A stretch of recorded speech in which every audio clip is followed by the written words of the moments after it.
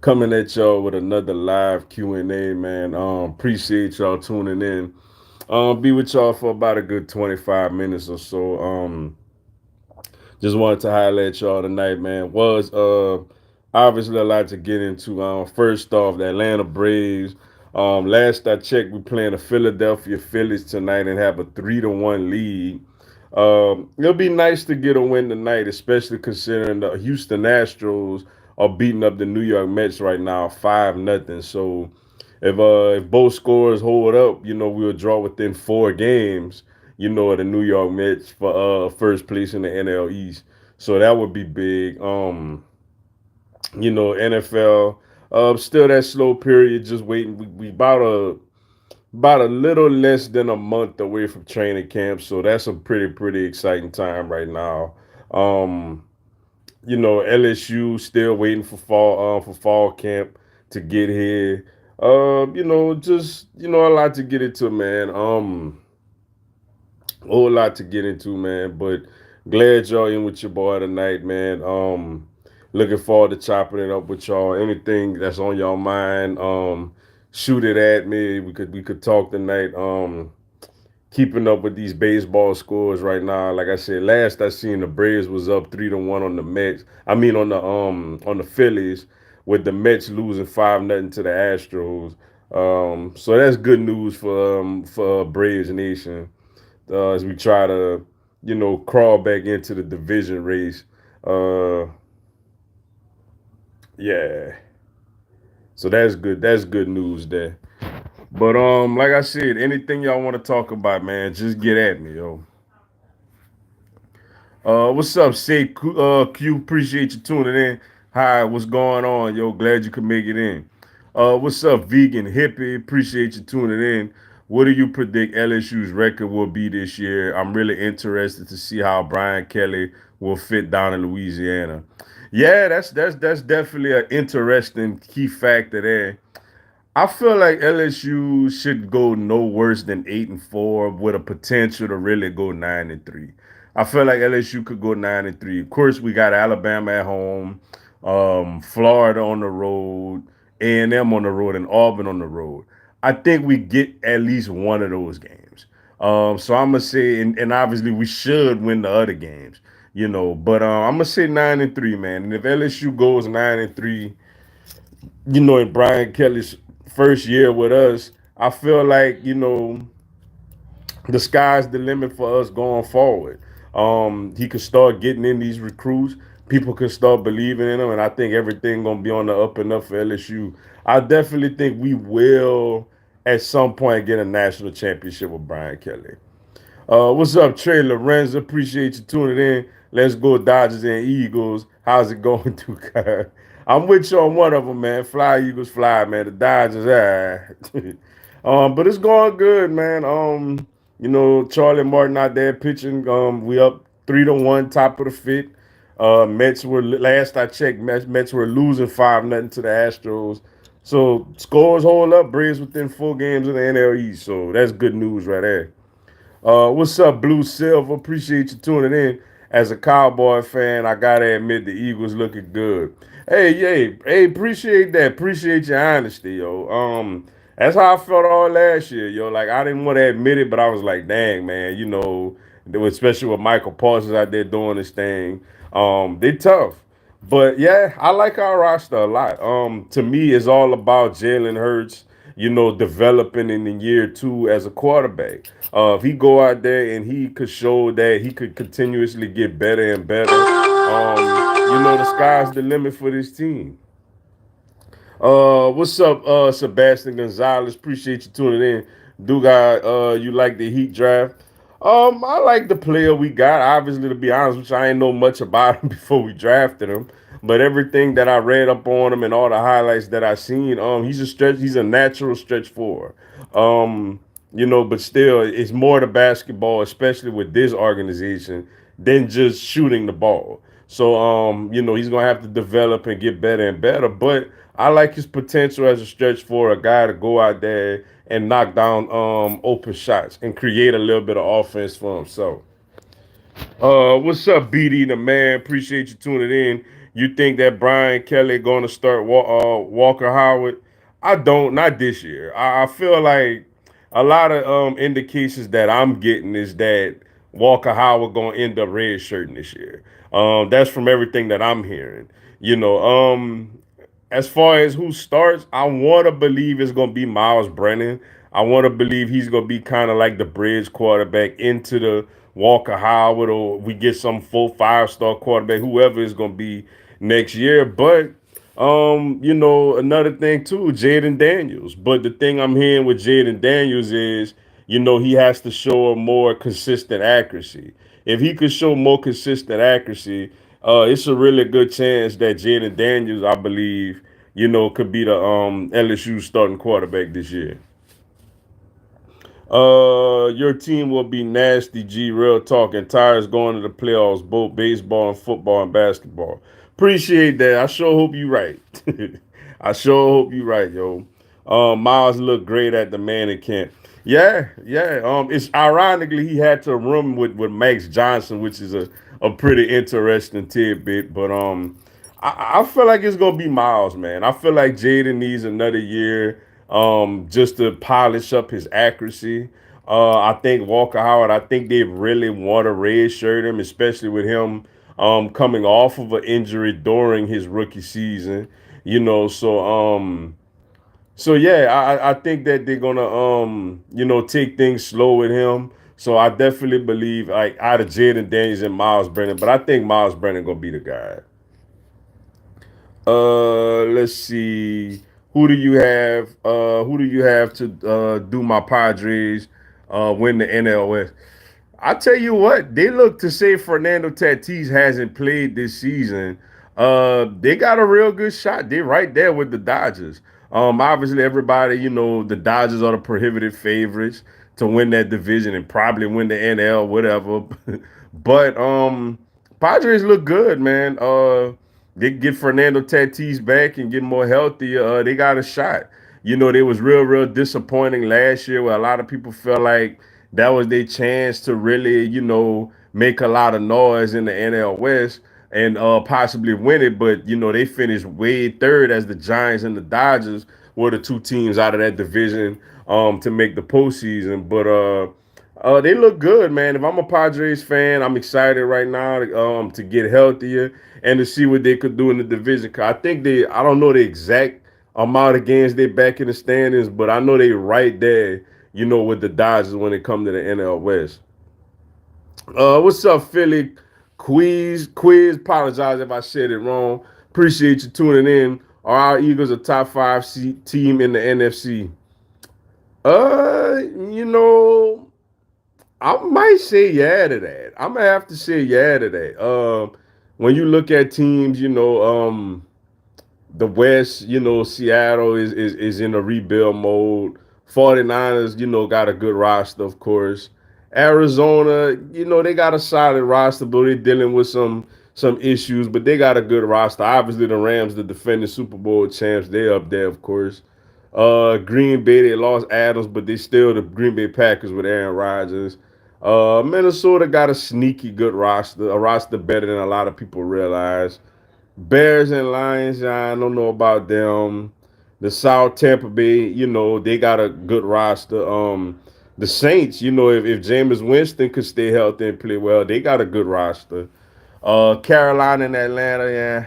And in our division, Dallas always has talent. The Giants and Washington, I'm gonna say, yeah. So I'm gonna say within the top five, the top seven. I think the Eagles at worst top seven. When you look on paper, I think the Eagles really are in that top seven range. Of being in all the teams in the NFC. I think Jaden Daniels will beat Brennan out. Hey, whatever. If he goes out there, I'm cool with it.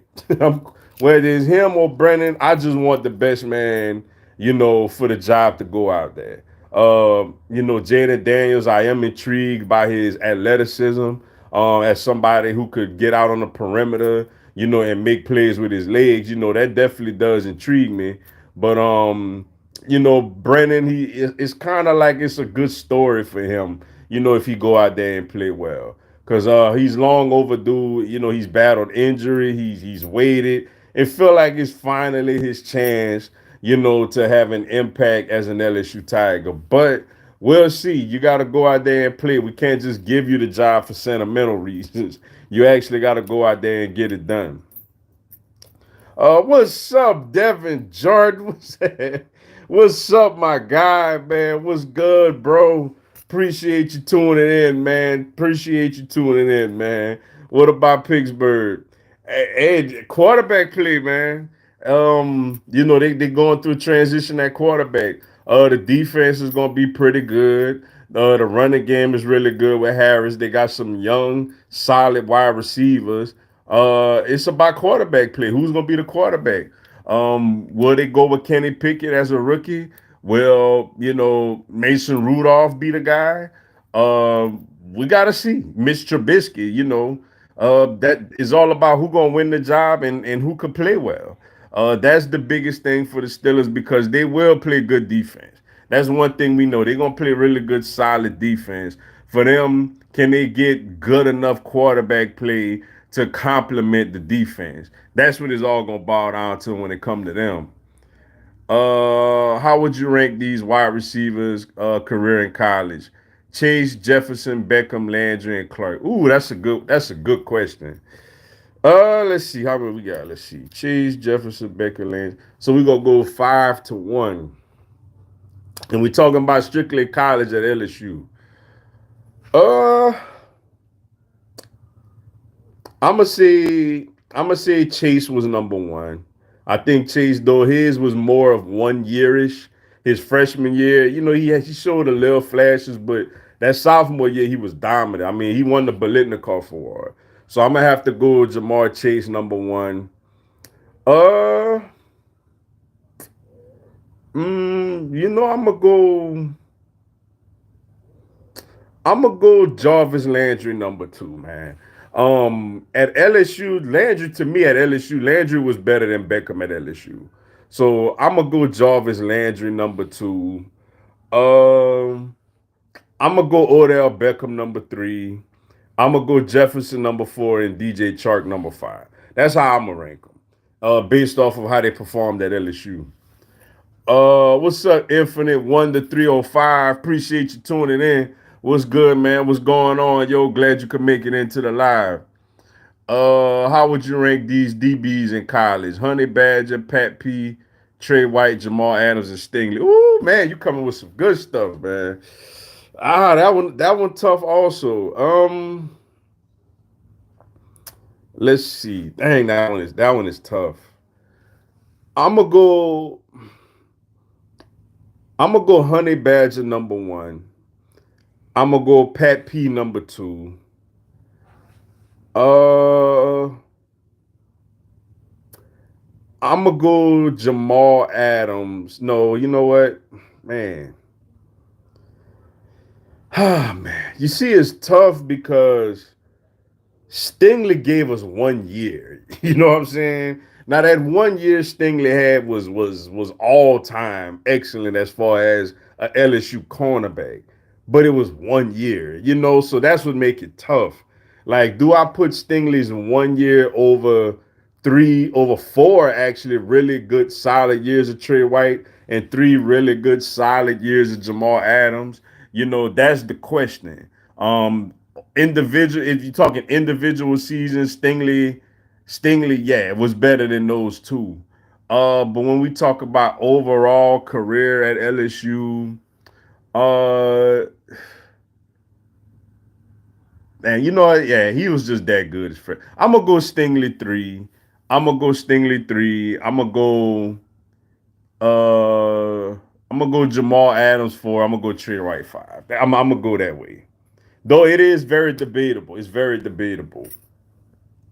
I don't like the player my Knicks draft. Why you don't like him, man? Why you don't like? I see the Knicks are the favorite actually to get Jalen Brunson. I know he's not a superstar player or nothing like that, but he's a consistent player that could get buckets. So, and the Knicks did struggle with guard play this year. So we gonna see what's up with that if they actually do reel him in. Hope we keep PJ Tucker. I hope so too, man. But to be honest, it ain't looking good though. Tucker wants he's a 36, 37-year old player, and he's looking for a 2 to 3 year deal, and I don't think that's what we really want to offer him at this point. Teams that feel like he is the missing piece, teams like the Philadelphia 76ers we hearing about, the Brooklyn Nets, those type of teams are going to overpay and give him more years, simply because they want to get him in their building ASAP because they feel like he the missing piece. I love having PJ Tucker on his team, but with the way that we could develop young players, I don't think we should give a 37-year-old player, a 3 year contract. So if it was for another year, if he would have just opted in, because we did give him a 2 year deal with an opt out option after one, and he chose to opt out after his 1 year. But if he just didn't opt out and stayed another year, I'd have been excited to have him back for another season. But he opted out, and you wish him well. It was fun having him, but I don't think we keep him though. I think somebody else gonna overpay and overpay with years and overpay with money to get his services. What's up, my brother team Gnarly? What's good, bro? Appreciate you tuning in. I see you with the Dolphins emojis, man. Miami Dolphins fan in the house. Hey, I mean, we're gonna see what it's all about Tua. Dolphins got a good defense, particularly in the secondary. Tyreek Hill obviously should bring a lot of explosiveness to the offense. They got a lot of speed. Him along with Jalen Waddle, Raheem Mostert, Gasecki at the tight end position. They got some weapons to work with. What is all about Tua. Can Tua stay healthy, and whenever he is out there healthy, can he perform at a higher level? We know he has the skill set to do it, but can he have the durability, and the production to get it done? That's what it all boils down to for the Miami Dolphins, in my opinion. I'm a LSU, Rams, Knicks, and Padres fan. Okay, okay. Rams, congrats on the Super Bowl. LSU, obviously, go Tigers. Knicks, they had better days. And the Padres, I think, are up and coming. So, shout out to all your teams, yo. What's up, Philly Tex? Appreciate you tuning in and subscribe for a minute. We both Eagles and Heats fans. Which team you see winning the chip first? Keep up the good work, bro. Appreciate it. Definitely appreciate the love and the subscription, man. Greatly appreciate that. As far as who winning the chip first, I'm gonna say the Miami Heat. We were close. Like we were really close this year. Jimmy Butler makes that 3 pointer. We in the NBA Finals, and I know we wouldn't have been favored, obviously, to beat the Golden State Warriors, but we would have been in the finals and would have had a real legit shot. I feel like this team is ready to compete, and Pat Riley, I think, is going to going to at least try to make the moves necessary to get us into the NBA Finals. As far as Eagles, I like what we doing. I feel like this year we got to at least win one playoff game at least to consider it a successful season. But we still kind of climbing the mountain a little bit for the Eagles. We're not quite yet in championship level yet. But I feel like I like the steps we taking to try to get to that point. But as far as the Miami Heat, the window is there. The window is here. There right now is the time for the Miami Heat to try to win an NBA championship. Jimmy Butler not getting no younger.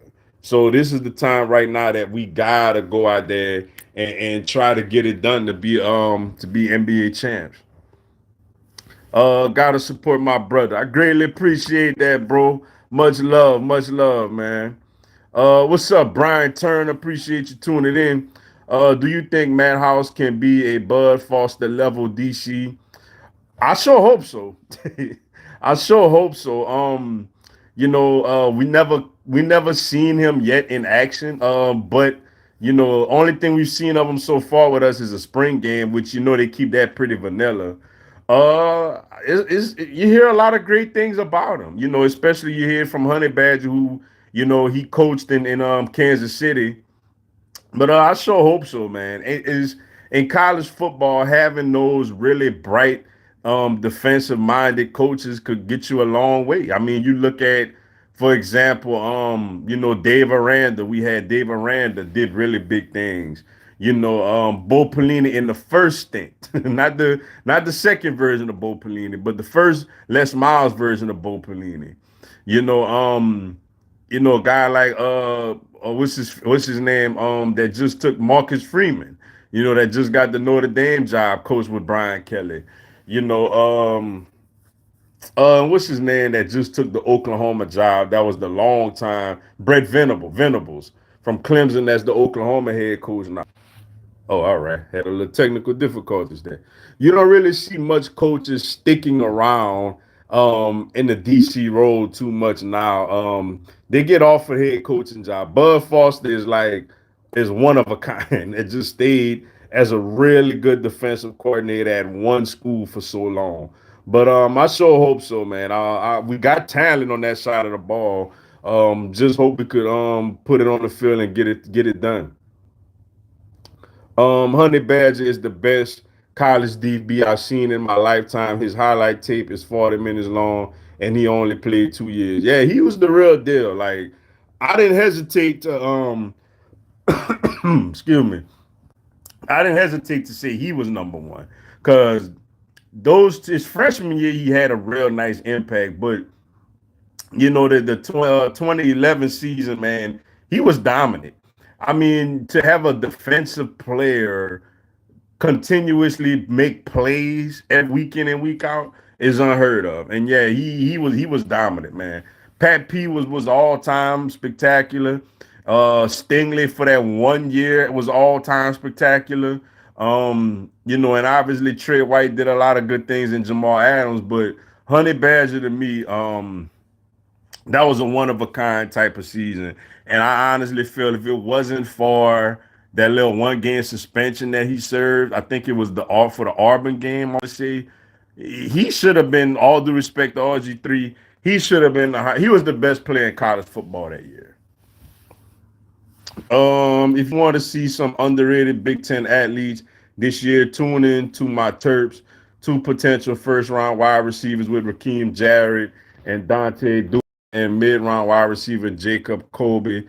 Baby Tua has an arm too. And mid-round wide receiver Jacob Colby. Baby Tua has an arm too. That's what our defense is trash, though. That's what's up, man. How is Raheem Jarrett doing over there? He was committed to LSU, and then on signing day he flipped over to Maryland. And I ain't hear much about him since then. Though I'd be lying if I say I followed a lot of Maryland football. But I did know Tua little brother was over there putting up some numbers. But yeah, man. That's what's up, man. That is what's up. The defense, it sound like if the defense could just come together a little bit, Maryland could be in some games this year. Let's see. Let's see. I think the Eagles can win a playoff game this year. To me, that got to be the standard. We have to win a playoff game this year for me. To feel like we've taken that step and getting going forward. All right, y'all. A couple of more, then I got to roll. Who do you think will have a better season this year, Saints or Dolphins? That's a good question. That's a good question.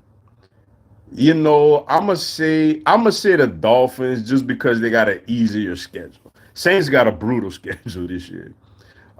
Eagles, Broncos, Super Bowl, book it. Dodgers, Yankees, World Series, book it. Hey, I'll take the Eagles, Broncos, Dodgers, Yankees, man. I think that's one that's gonna make everybody puke. Though it would be a nice matchup though. Brick Venables, yeah, that's his name from Clemson that went to Oklahoma. Who's he having a better season, Hurts or Tua? I gotta be biased and see Jalen Hurts. I really do. Keep my y'all. Last one. Keen has been balling out. He's going under the radar like Diggs and DJ Moore at Maryland because we are mediocre. Yeah, I mean, if he follow those footsteps, he definitely gonna make a lot of noise on the next level. I know he's very, very talented. But all right, y'all. Appreciate y'all tuning in for the live. No live tomorrow, but I'm gonna try to have another one for y'all Thursday evening. So stay tuned to my page, my social media and YouTube pages. for updates and on alerts on when I got. But thank y'all for tuning in tonight. Y'all enjoy y'all evening. Go Braves.